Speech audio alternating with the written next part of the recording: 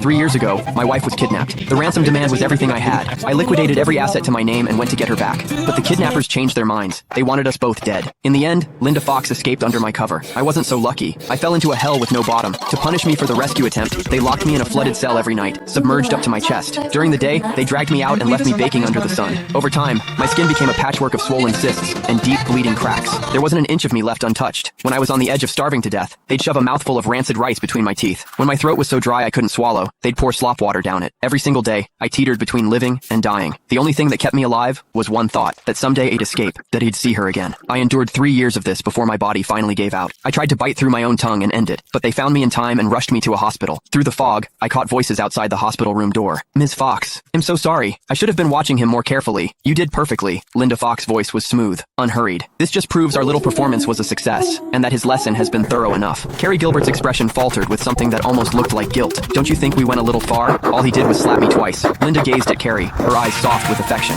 "I will never let anyone lay a hand on you, not even him. Whatever he did to you, he'll pay it back 100 times over. 1,000. Tears leaked from the corners of my closed eyes. So that was it. 3 years of unimaginable suffering, and it was all just a show she'd put on to avenge her precious protege. Every moment of agony flashed through my mind like a slideshow. The flooded cell, the sun, the rot, the rancid food. If they loved performing so much, then fine. I'd play along. After my 5th brush with death, the doctor scraped away the decaying flesh from my body. Even after the wounds were cleaned, yellow pus still seeped from them. Carrie Gilbert put on his best look of concern, his voice dripping with exaggerated sympathy. "Oh, the poor thing. He looks so pitiful." "You're just too kind-hearted," Linda cooed. She reached over and covered Carrie's eyes with her palm, pulling him close. "When he raised his hand against you, I thought you looked pretty pitiful too." Her lips curled. "I told you, I will never let anyone hurt you. Now come on. This place is disgusting. No need to dirty our eyes with it." Every word reached me, crystal clear. I had gambled everything I owned to storm that hideout alone. When the kidnappers turned on us, my only thought had been to get her out first. And the woman had nearly died protecting turned out to be the one who'd written the script. Linda Fox hadn't just exploited my love for her. She'd stripped me of everything I had and left me broken beyond recognition. The will to live drained out of me like water through a cracked vessel. On the monitor beside my bed, the peaks on the heart rate display grew shallower, slower, flattening toward a single unbroken line. "Miss Fox, please wait." The attending physician's face was grim as he stared at the cardiac monitor. "The patient needs emergency resuscitation, immediately. This will be the 6th time. I need your signature on the critical condition notice." Linda's voice was sharp with irritation. He bit his tongue. "That's it. How does that require resuscitation after resuscitation? Is this hospital even competent?" I was on the brink of death, clinging to my last breath.